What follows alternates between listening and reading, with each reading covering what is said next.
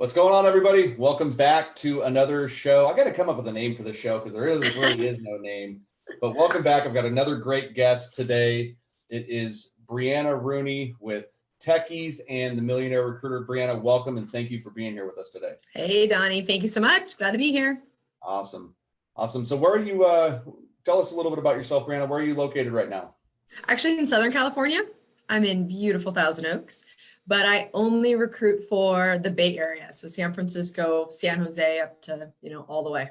Awesome. So you live south of me, but you're recruiting in my neighborhood. Exactly. I'm kind of neighbors. Awesome. I just couldn't do the weather. Yep. For you. For me, I mean, what's the difference? Is it just warmer down there or what? Yeah, it's a lot warmer. There's pools down here. Oh, it's not so bad up here. It's not so bad. So when you sent over your kind of your profile, I noticed you have two little kids, right? I do, yes.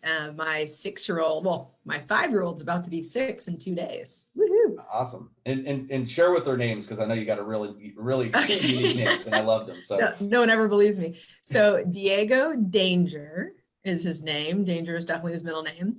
And he's just now realizing how cool it is. So that's pretty exciting. Yeah, that is awesome. And my 2-year-old, Lima Ariel. Beautiful. Yeah. And you said they're almost 5, almost 6, and then 2? Yep, exactly. Yeah, Diego's birthday is on Friday. Oh, cool. Well, happy birthday to him. Yeah, thank you. You guys got any big plans for that? Of course. We're going to Dojo Boom, which is like this trampoline park, because that's awesome. And then Frozen 2. And then on the weekend, we're going to go to the Great Wolf Lodge, which is like this amazing indoor water park. Yeah, I've heard about that down there. No, have you been to it yet? Yes, it's actually our 3rd time. Crazy, or I'm a kid inside. I shouldn't say I'm crazy. I'm a kid. And for my birthday in September, I actually took the kids there, and then it's right by Disneyland. So then we did that too. We have passes. So it's like everyone's like, "Why would you do that for your birthday?" I'm like, "Because I like it." No, it's really well done, and it's just awesome for the kids. And once you have kids, you do kind of adjust a little bit, but regardless, it's super fun. Yep. That's cool. And I know that we're not here to talk about one of your other businesses, but I understand that you and your husband own a restaurant, correct? Yes. Yeah. Well, that's really all him. He is the chef and mastermind behind that. He's been cooking for a while, classically trained and stuff. And he is from Peru. So it's Peruvian inspired. It's a sandwich shop. And they now have these amazing bowls, which of course I'm like, don't do that. You're a sandwich shop. And they're awesome. They probably sold more than the actual sandwiches are. So yeah, that's called Mouthful Eatery. And they were featured, we were on like Food Paradise on the Travel Channel. They were like top 100 on Yelp. And yeah, they do really well. So good. That's cool. Yeah. So cool. Awesome. Well, for everybody that's just joining in right now, we've got Brianna Rooney here, the Millionaire Recruiter, joining me live today. Give us a little like. Feel free to ask any questions throughout the interview here. And really appreciate you guys being here with us. Brianna, why don't you tell us a little bit about your journey in the recruiting industry? How did you get started, and to where you are now? Yeah, so I've had a really interesting roller coaster because I believe everything happens for a reason. So you just have to, well, like with luck, it's like when luck, preparation meets opportunity. So I really believe in that. And I went to fashion school. I went to FITM down in LA. I wanted to have my own boutique and design and stuff. And then got out of it, was super excited and realized you need money. So that didn't happen. And I was like, okay, well, in the meantime, I'm going to work at a bar. I had just turned 21. That's really fun. And you make cash and like all this great stuff. And then realized I was taking taxis home too often. So I was like, this isn't working. And my stepdad, Blake, he was in sales always, where he has his sales company for like 30 years. And so I always just assumed I was going to open my own business. And he was like, why don't you do sales? Like, that's the fastest way to go from, 0 to hero. I was like, oh, okay. So he helped me just kind of put like passionate and money focused kind of things on my resume. And I put it on Monster. And then I met with my girlfriend who was a financial recruiter. And so we're at dinner and she's like, you have to be a recruiter. You would love it. You love being a matchmaker. That's what we do. You talk to people all the time. You get paid really well for it, whatever. So I was like, cool, I'll look at that job tomorrow. And it's 8 o'clock at night. I get a phone call and this guy goes, "Hi, have you ever heard of recruiting? I just saw your resume on Monster." I was like, what? So yeah, I went in the interview the next day. It was super weird. And I got hired immediately and started, and it was in tech. And I really haven't looked back since then. I was making amazing money, like 100K or whatnot. And I was 22. So that's not too shabby. Yeah. And then, like things just started. I was almost on my second year. Things were starting to click a little bit more for me as far as like how powerful of an opportunity of a job like I really have, and how what I do changes people's lives and their family lives. And it was just, kind of a lot. And something happened that I just didn't really set well with me, like ethically. And so I said, I'm out. So on a Friday, I quit and I said, I'm done. And he's like, where are you going? Like, I was like, I don't have a job. And my mom bawled and said, why would you walk out on your job? And I'm like, you don't have another thing. And so I just said, I love recruiting, but I just can't do it here. I can't do it for, I didn't like my manager. So he's like, okay, if I can figure things out, because he had a couple different teams in his company. He's like, if I can figure things out, would you come back? I'm like, absolutely. He's like, okay, give me till Tuesday at noon. Perfect. So I went out that night. I went actually out with the company, which is funny. We celebrated. They all cheers to me. It was ballsy. It was great. And then I went out with my stepdad on Sunday, and he was like, okay, so you're just going to get your job back? I'm like, yeah, he'll call me on Tuesday. We'll be good. And he goes, well, why don't you start your own thing? And I'm like, excuse me? I think I'm 24, 23. And I was like, I don't know. He's like, well, what does he do for you that you can't do for yourself? I was like, I don't know the answer to that. I'm going to say nothing because I just didn't know. And so he's like, okay, well, just food for thought. So Tuesday came and went. He didn't call me. So Wednesday morning, I opened Techees. Huh. That's awesome. That is awesome. And then, yeah, he ended up calling me. What's funny is he called me Wednesday at noon. And I said, sorry, too late. You said yesterday. Way to hold him to it. Yeah, I'm an extremely impatient woman. Yeah. My mom hates. Yeah. And, it is now my superpower. So, That's beautiful. Taking action, right? Taking action. Yeah. Yeah, why not? That's great. So what were some of the challenges as you started? I mean, being, obviously younger is one challenge, right? But just starting a business in general. But, what were some of the challenges that you found from just, we're just talking age specifically, from a mindset standpoint? Yeah, actually, I think that my age was really beneficial because I was fiery. Well, I feel like I'm still all these things, but like really fiery, really ballsy, just did not care whatsoever. Like I didn't have anything to lose. In my opinion, if I fell, it was like no big deal. And my stepdad's motto is, you can always make more. What's the worst thing that can happen? Right. So that's just how I've always been taught to live my life. So literally, like in the beginning, I didn't really see a challenge except for like, inspiring other people to do the same thing, because everyone was like, high five, high five. I can't believe you did it. You're crazy. That's great. And so that like adrenaline of all of that, like one, people not really believing in you. And then on the other side, people like just high fiving you because you're crazy. It's like, okay, yeah, cool. It's just like pumping you up. And so, yeah, besides just not really knowing, you don't know what you don't know till you know it. That's always something, right? So I didn't realize I was doing things wrong. I started making money. I was successful. Like, in my opinion, that was all I needed to do. Right. What did happen was, I was with a business partner. He ended up, we had worked together before. And so he joined me about like a week later. And that went really well for about the first year. And then I think really quickly with partnerships, you start being like, well, I did this, I did that, I did this, and I just think that we went in it for different reasons. And I love recruiting. And so it not only was about the money for me, but it was also about that feeling that I got. And so for him, I think it was only about the money. Right. And so he always wanted to be like, okay, we need to hire people. We need to do this, we need that. So he was always like the mastermind as far as like growing goes. And he had to talk me into it. So that was like, the power struggles. But I do love that he pushed me to go out of my comfort zone, because I will say, even though my CPA said don't hire, I will say the hardest part is hiring. Yep. And I didn't realize like all really that comes with it. And we were small for a really long time. And I bought out my business partner about 3.5 years ago. So I now am at like 17 people.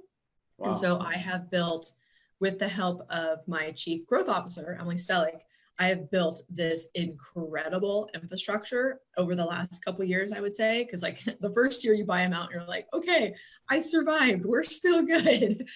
And then that next year I was like, what's my end game? Right. Like there's always like that thing, like, do you get bored? Yeah, we're doing well. Yeah, we're making more money. Yes, people know who we are. There's like all those cool things. Mm-hmm. But I just wanted, like, I have kids now. So it's like, I have someone else to take care of. So mm-hmm. I think that was like my mindset on things. And then at the beginning of the year, I got what changed absolutely everything is I got an executive coach. And that has completely changed not only myself as an individual, but as a leader, as an owner, as an entrepreneur, as everything. So it's been awesome. But yeah, so I don't know, I guess I didn't answer your question, the challenges.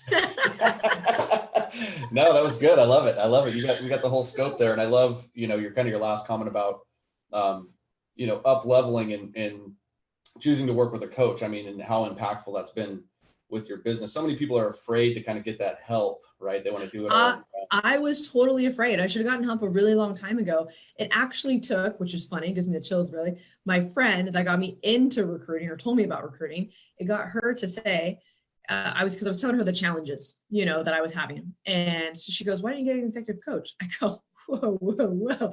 I've done this successfully for 9 years. What are you talking about? And she goes, okay, hold on. Let me give you some perspective for a second. You just had Lima, right? I'm like, yeah. She's like, what did you do afterwards? I go, I got a personal trainer. She goes, yeah, but you've worked out for a long time. You know how to lose weight, right? I go, I got you. I see where you're going now. I got you. Like, I know what I'm supposed to do. I'm not doing it. And she's mm-hmm. like, you've never been one to not do things.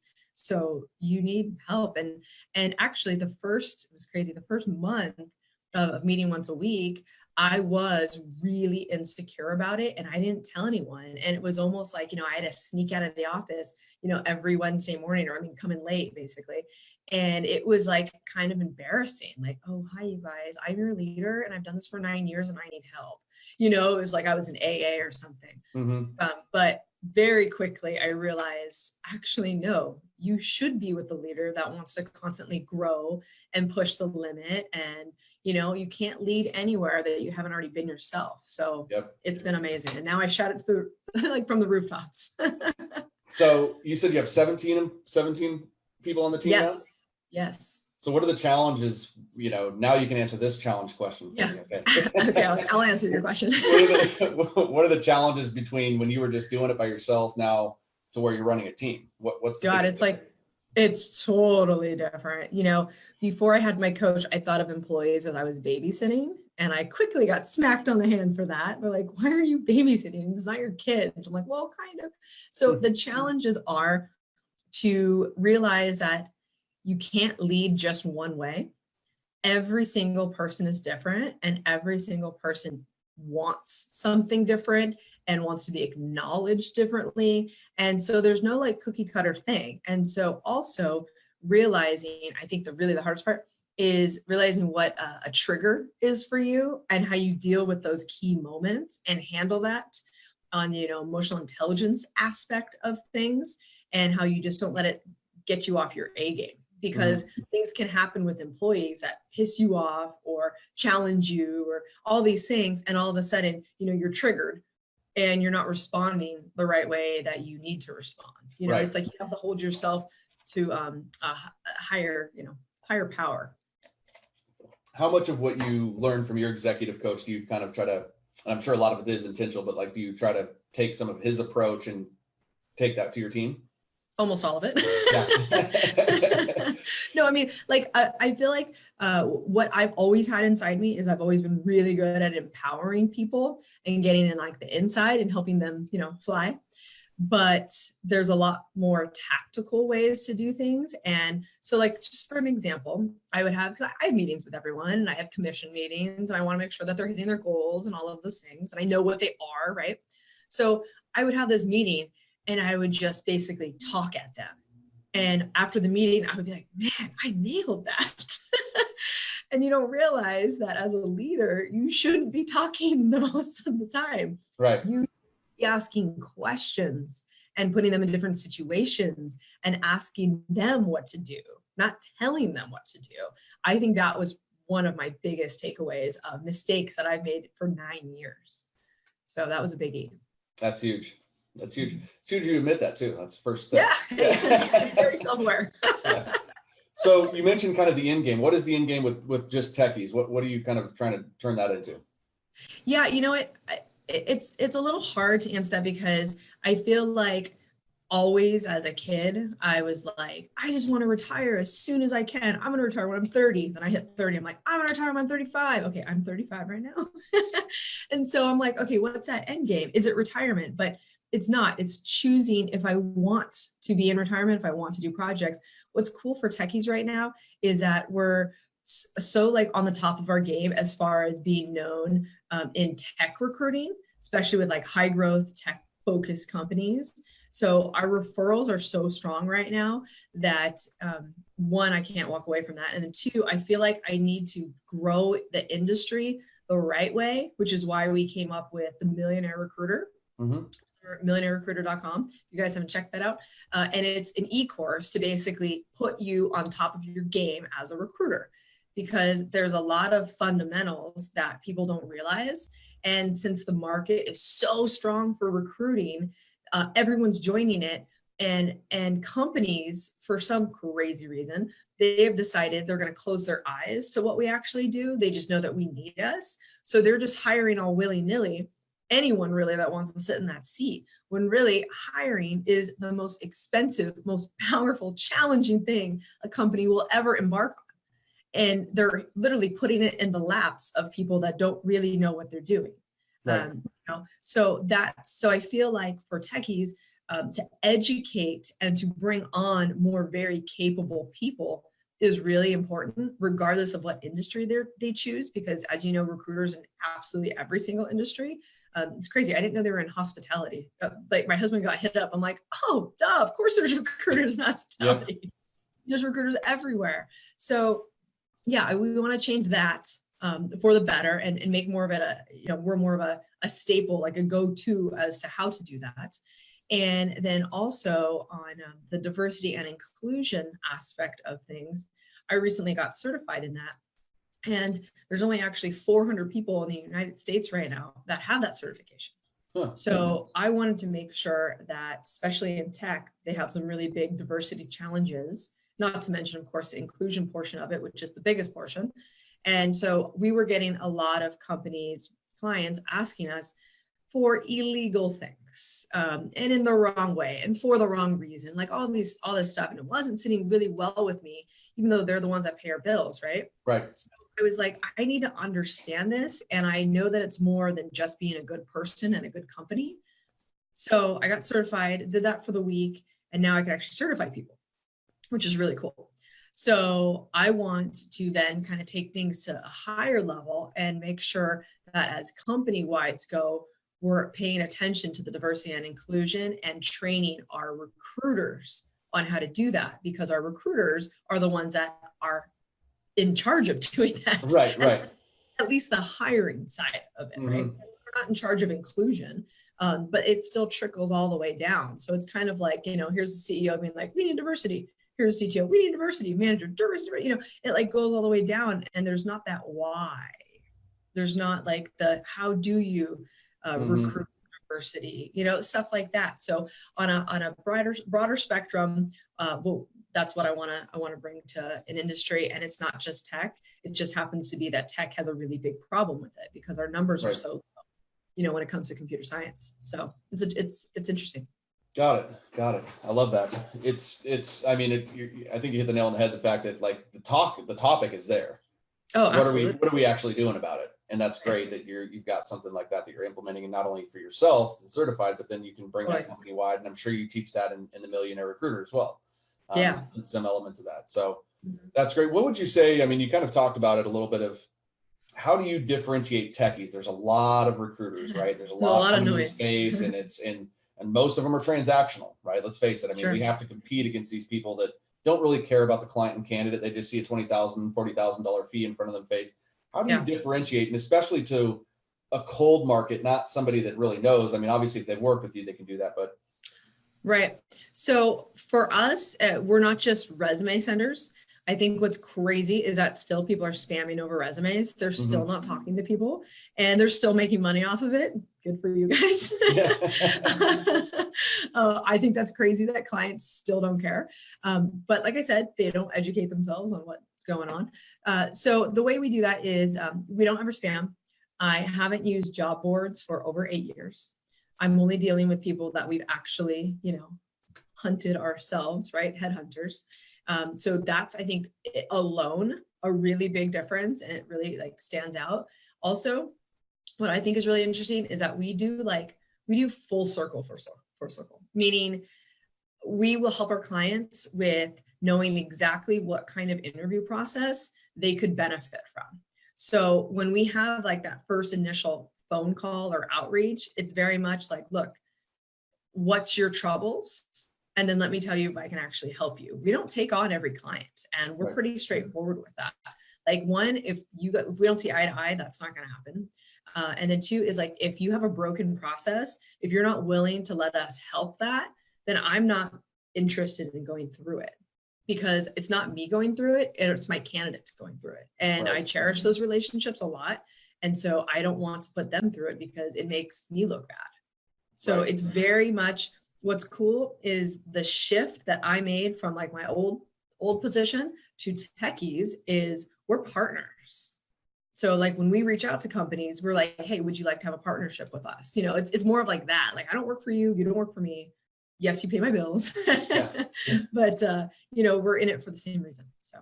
It's funny you bring that up. I mean, literally the last few people I've interviewed, and all you guys are kind of at the elite part of the game here with successful businesses, and I just posted about it last Friday. It's a common trend. I'm a partner. I'm not getting a contingent search. I'm a partner, even whether you're contingent or retained or whatever, but you're a partner, and that's how you're viewed. And that's such a big thing, because you can waste so much time hustling for roles that you'll never fill. And then not only that is why would you ever recruit for a company you would never work for yourself? Totally. And I think it's great that you have that consultative approach. Absolutely. And I, back in the day, I have worked for companies. I'm like, oh, that's not a good one. But now, I won't do that. I don't want to spend time with my candidate, talk to them about their whole search and what they're looking for, them go there and been like, well, that was the worst company I've been at. Sometimes I think I have a good, spidey sense. Sometimes it doesn't work out, right? And I don't think that it's my fault, but I do vet them, I think, fairly well, because it's like it's a small world. You gotta like look somebody at knows somebody that knows somebody somewhere. Totally. And for me, what's changed is not only do I have to look at myself in the mirror, I have to look at my employees, and I have to look at my kids. So it's like a whole new ballgame. You little kids, you get it. Yep. Yeah. That's great. So tell us now about, share a little bit about the Millionaire Recruiter. You kind of touched on it a little bit, but from my understanding, you're basically trying to take the same thing that you train in-house with your employees and then doing something similar for people that are looking to either get into recruiting or even take another step in recruiting. Yeah, right. So we have 2 different courses, and the way it actually started is we know a couple people in like different recruiting shops, and we've had them like reach out and want to work with us and stuff like that. And they're like, whoa, you guys actually train? So when we're hiring, we ask people, how were you trained? And we're blown away all the time. Like this one, they put them in a room for 2 weeks and had them watch videos. 2 weeks. I'm like, what are you in prison? So I was like, wow, that's so. As I was learning of what other recruiting companies were doing, I was like, that's awful. And then someone who's been here, Ben Markowitz, who's been here for 6.5 years, he is like really into like eCourses and, you know, like the Tony Robbins thing. And, you know, everyone's trying to help people, right? Right. So he goes, I think we could really help a lot of people while making money ourselves, right? Because that's got to talk on that. Yeah. We should make an e-course. Everyone's doing e-courses. And he goes, I looked it up. There's no good recruiting e-courses. So I'm like, what do you mean? How's it even possible? So I was there. I go, all right, give me the best 3 you have. Let's take a look at this. Like, what are we talking about? And they were pretty bad. And I was like, oh, you can't learn like that. You have to learn and you have to do. Like with recruiting, you have to do it and then get it tweaked and then do it and then tweak it and then do it. You know, it's there's not just a like, here you go. So we just decided to go for it and to start more of a movement. And I did go to one of Tony Robbins' conference, like their real estate thing, because Magic Johnson was there, and you know. And so I went there and I heard Susie Orman speak, and it was just like all of these powerful things going on. But I'm sitting there and I'm thinking to myself, why is this about the real estate industry? This seems like really old to me. Like, obviously you can always make money in real estate. I absolutely believe it. I have it myself. But why say that the fastest way to make money is to become a realtor? So when really, I think one of the fastest ways to become pretty rich is recruiting. Not only do you not have to take, you don't have to be certified, you don't have to take a test, you don't have to have money to do it. Like, that's the cool thing. Like with real estate, you have to have money, one, to buy, or to be a realtor, you have to have some connections, right? You're not just instantly doing it. You're working on weekends, you're working after hours, you know, you're working yourself to the bone. And it's still a phone business and text business and stuff. And so like with recruiting, it's just like fast. There's, you know, like I said, the training's very, very simple. And so I said, I want the recruiting industry to be replaced with the real estate industry in Tony Robbins' eyes. You know what I mean? Like, I was like really thinking like big picture. And so I was like, okay, I'm in. So I made this e-course.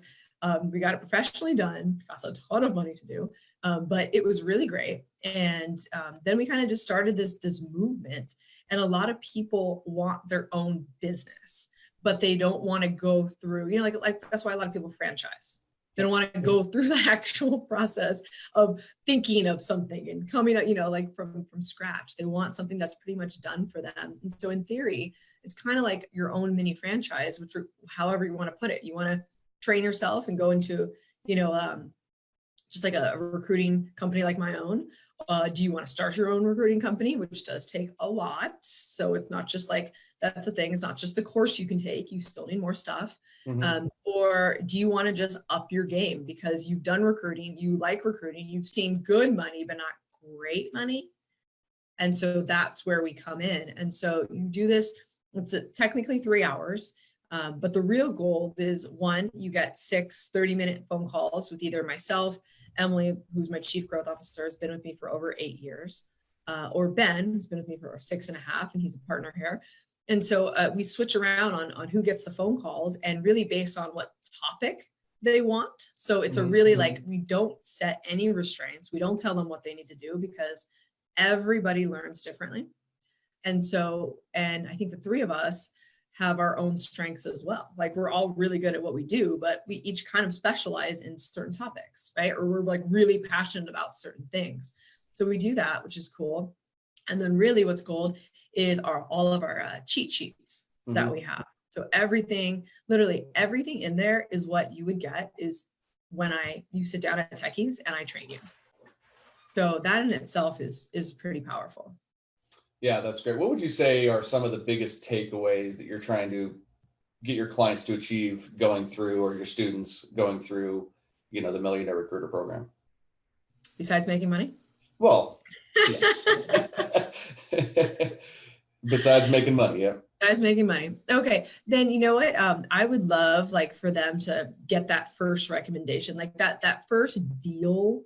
Really is such a big thing, a big accomplishment, and a big feeling that it's all about confidence, I think. And so that's the confidence that you have to build. And in order for them to speak on the subject intelligently. And so I can really tell on the phone when I'm with them if they're actually understanding it and getting it. And what's great is average 1 to 3 months, you should have made a deal. Right. That's awesome.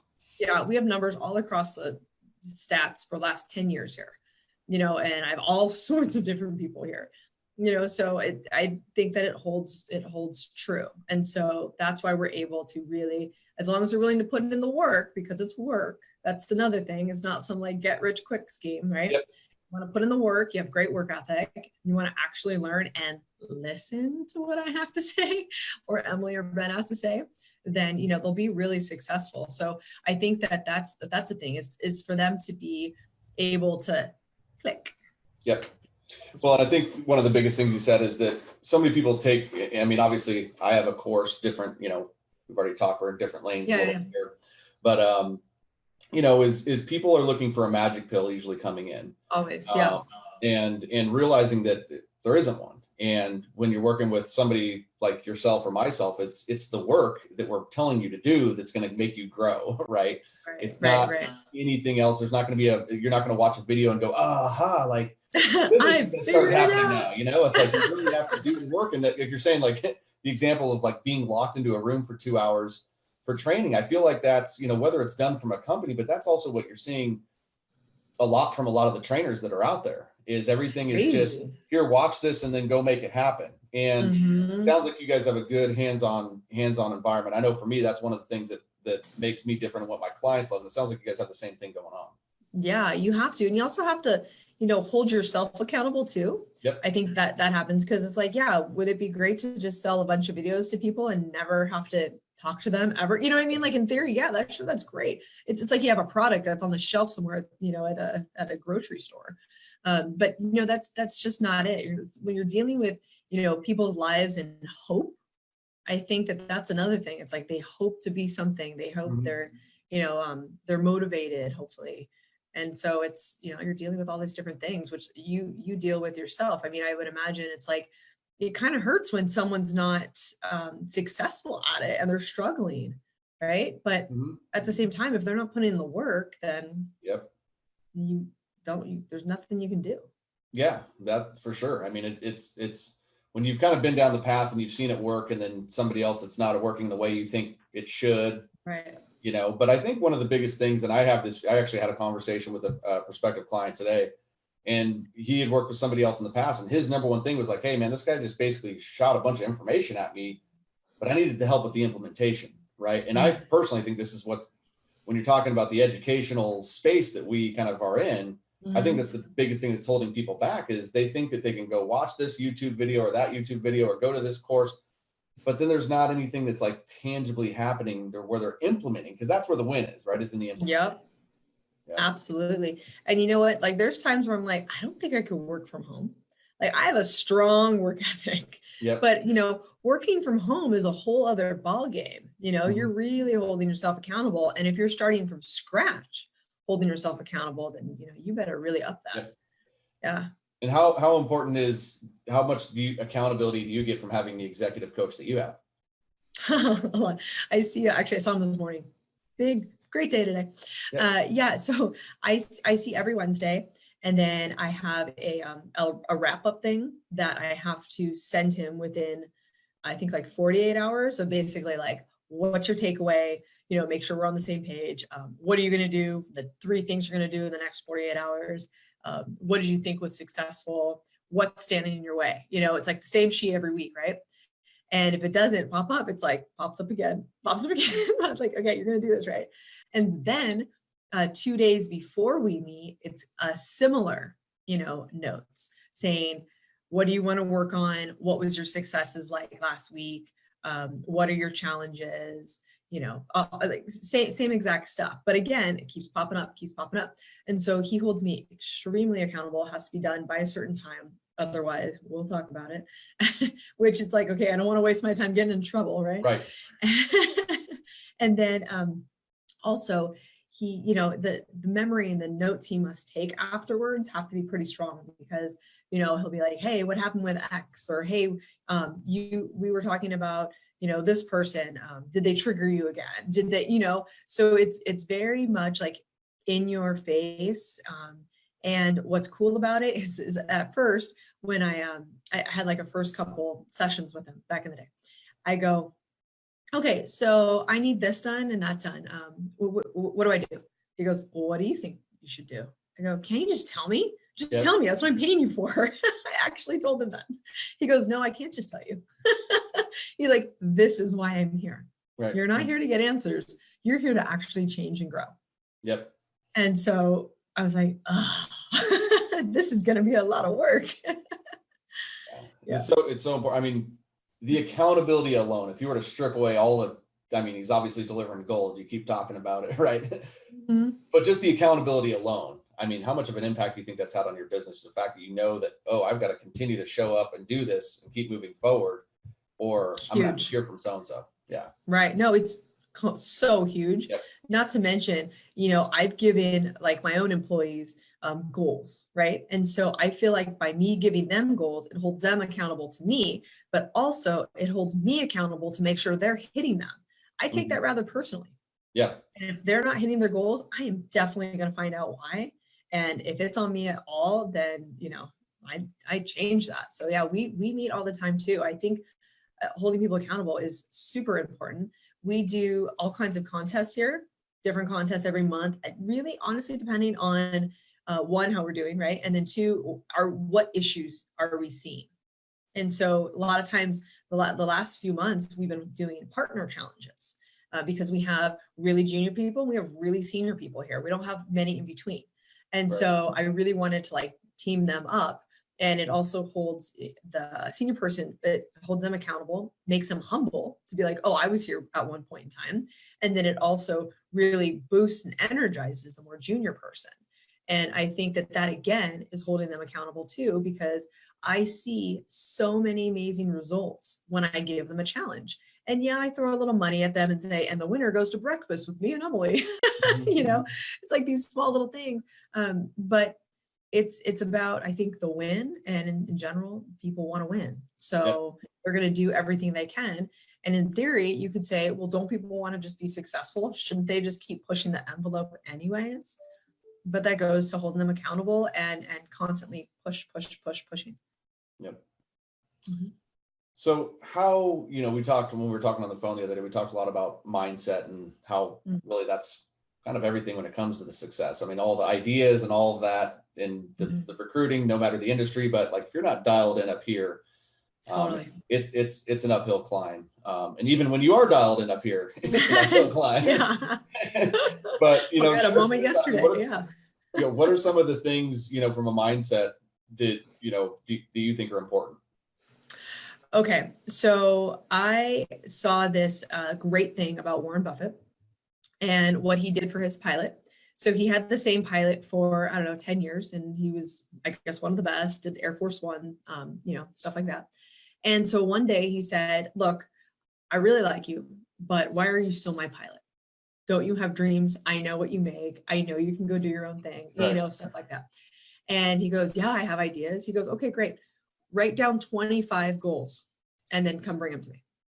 And so he went home, he wrote down the 25 goals, super excited of all these things he wanted to do. And he goes, okay, great. Now cross off 20 of them. I only want to see 5. The 5 that if tomorrow you died, you would be just traumatized. You didn't accomplish those 5 things. So he was like, whoa. So he, had a really hard time with that. And then finally said, okay, here's my top 5 things. And then Warren Buffett said, great. Once you accomplish those, then you can put on your other goals. But until you do, you can't do a thing. Your mind's too clouded. You have no focus. Mm-hmm. If you don't have focus, then you want to do all of these things. You're not actually accomplishing anything. Therefore, you're feeling like a failure. And you're not a failure. You're great at what you do. And, you could accomplish these things with great focus. So I did that challenge here at work, and I do it every year with my employees. And I too have my own Post-it. So we all have our Post-its on our desk of our goals. And then again, as you complete each one, add another one, you get a new Post-it, you put it up, and we talk about it. And I think that that's really important. And then we also focus on micro goals. Again, if you have like this lofty goal of, I'm going to lose 100 pounds this year, great. How are you going to lose 100 pounds? How about your goal is, I'm going to go to the gym 4 days a week? Great, because that will get you to your goal. Right. So we have a very open, psychologically safe environment here that we talk about all of those things. I'm very open with mine. I could care less if someone saw my Post-it. And so we do that. And then also, I ended up, with the help of my executive coach, actually, I put all the company through an emotional intelligence workshops. So there's 8 of them and they're 4 hours long. So we've done that over the past couple of months. And actually we have one tomorrow, super excited about.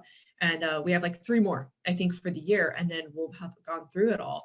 And so as a team, mental strength is really, really strong.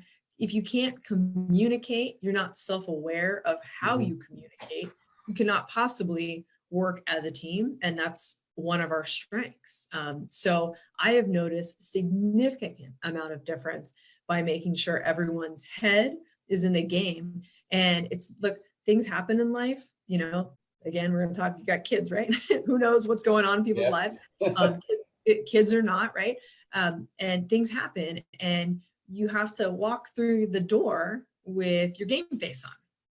Might be hard sometimes, but that's what you put on. And so that can't happen without your mantra inside here. And so that's another thing I work with my employees with is I say, what's your mantra? You need 1 to 2 mantras, because sometimes that one fails you need another one. If you're having a really bad day.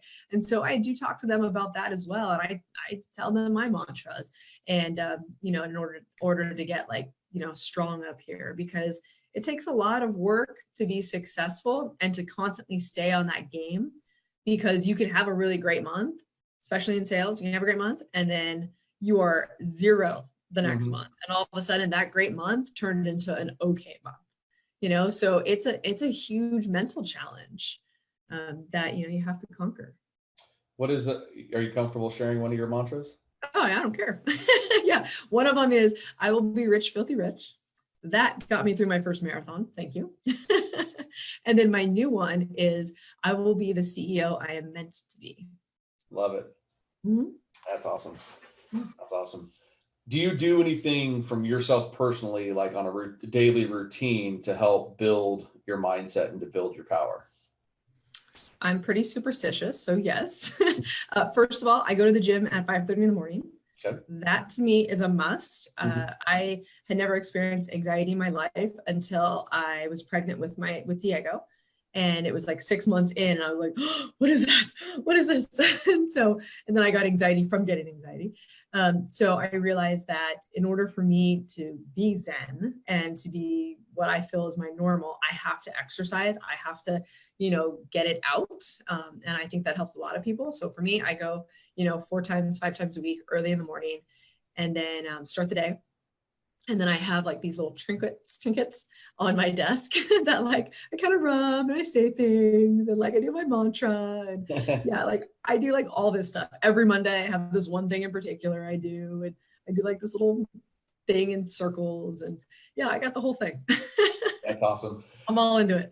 Yep. So kind of going down that, because I've a big part of my day when I start is meditation, right? And when I thought, even when I say meditation out loud, for me, if you were to rewind 3-4 years ago, that's a joke, right? Yeah, and it's almost like you're kind of laughing through your little silly superstitions, but the shit works. Totally. It works. I mean, the meditation gets me so dialed in, helps me set my intention for my day, helps me to remove a lot of the anxiety and the thoughts that I have. And it was one of those things I'm like, oh yeah, I'm never going to meditate. And then now it's like, hell yeah. How long can I meditate? When can I meditate? Yeah, totally. Getting dialed in is so important. And they always say you can't actually accomplish something unless you see it. Yep. Or unless you tell yourself you're doing it. And I totally believe in that. It's important. That's great. Any books that you would recommend to people listening for actually it's the 100 Times Leader, or the 100X Leader. God, I don't know who it's from, but 100X Leader. And I read it a couple months ago, and I swear it's totally changed my life. Hmm. And it uses the analogy of the Sherpas that help people get up Mount Everest, and basically how they're the ultimate leaders ever to have ever lived. And it says how you have to be 100% healthy in your whole life. So like, you know, you work so hard at work, so hopefully you can play when you get home. But really, you can't do that. You have to work so hard at every aspect of your life and your community and your relationships with your family, all of those things. You can't be emotionally intelligent just at work. You have to be emotionally intelligent in the whole spectrum in order to finally be a leader worth following. Yep. And so that book, I thought, just nailed it. I mean, it's even helped with my relationship with my mom and my kids. And I've always thought I had good relationships with them, but you don't realize you're triggered on all different aspects of things that takes you off your A game, you know? So. Have you read Emotional Intelligence by Shirzad? I think it's Nazimi is his last name. I have to pull it up. It's you'll love it. It's just called Emotional Intelligence. Let me get you the exact name before I butcher it here. But yeah, it was a game changer for me. And then the Positive Intelligence is what it's called. Positive Intelligence. All right, I'm gonna write that down. Shirzad Chamine, game changer. I mean, it's all about the voices and what's coming up in our head. And we have, you know, high level, it's kind of like you have a sage and then you have the critic, right? And you're identifying what's happening when these thoughts come up and being able to just identify like, hey, you know, the judge is here, right? We all have the judge. That's our strongest voice in our head is, oh, hey, Brianna, you can do this, but no, I don't know. You should watch out about that. Right. Yeah. Then it basically helps you identify like who you are. Like everybody has a strong judge, but then you have another kind of the negative one that works with you. So for me, it was always like a high achiever. So like I would put stress on myself and I always drive myself or think that I was driving myself by achievement, and it was wrong. Like the way I was approaching it was wrong. It's being an achiever and going after achievements is great, but like when it's guilted you in your head, you're drawing from the wrong source, right? Yep. Absolutely. Yeah. And you would think that your achievement paradigm is like the right one. Yeah, exactly. And it's not. Yeah. Yeah. That and the alter ego effect, if you've never read that, is a great one on mindset. And a lot of that's just coming from how to show up in these critical situations. Right. And he's this guy that wrote it, is, you know, he's worked with a lot of athletes and things like that. And dealing with like, well, why is one quarterback really good in the clutch and why is one quarterback awful in the clutch? And they're up here. It's what they believe, you know, and he helps, like he was talking about Bo Jackson, never showed up on the field as Bo Jackson. He had an alter ego because Bo Jackson was too close to him, and for him to be who he wanted to be, it wasn't Bo. So that's really interesting. So I never changed my name, you know, professionally. So I'm Brianna Rooney. And so I used to separate things. I'm like, no, I'm Brianna Rooney at work and I'm Brianna Sanchez at home. And I was like, okay, I can't do that anymore. I need to like be one at all of it. And so that's what I've worked on this year. Now I'm still not changing my name professionally, but I at least don't look at it as two separate people. Like we're the same. Yeah, absolutely. Nice. Well, thank you so much for being here with me today. Tons of value dropped. I loved everything you said. You know, what's one last piece of advice that you can give somebody that's listening to this, you know, whether they're starting out or anywhere in their journey? I mean, with recruiting, what's some advice you could leave with? Yeah. So I think that you have to just be more like true to yourself. Work ethic is the strongest. And anything you do, I find that some people are scared to fail, but a lot more people are scared to succeed. And I think like when you bring that to someone's attention, they get really like hostile and like, wait, what do you know, like, what do you mean? I'm not scared to succeed. I want to succeed. But I think that's more commonly the problem. And so when you address internally why you keep tripping up, to just really be self-aware about it. And you can't, you can't take it personally like, oh my God, I am scared to succeed. It's just like, move on. Now you know, and now do the things inside internally to get over it. So love it. Love it. Anybody that wants to reach out, how do they get in contact with you, the Millionaire Recruiter? Yeah, so I mean, you can go on the millionairerecruiter.com, Brianna at the millionairerecruiter.com, or just Brianna at Techees, which is TECHEES.com. And always just go on LinkedIn. LinkedIn's my buddy. So Brianna Rooney and just LinkedIn with me, connect, message, whatever you want. But yeah, check it out. Awesome. Well, thank you again, Brianna, for being here. You have a great rest of your week. Everybody else, we will see you guys here soon with our next live interview and just with me messing around in the group. Thank you for your time, Brianna. Thanks. Bye.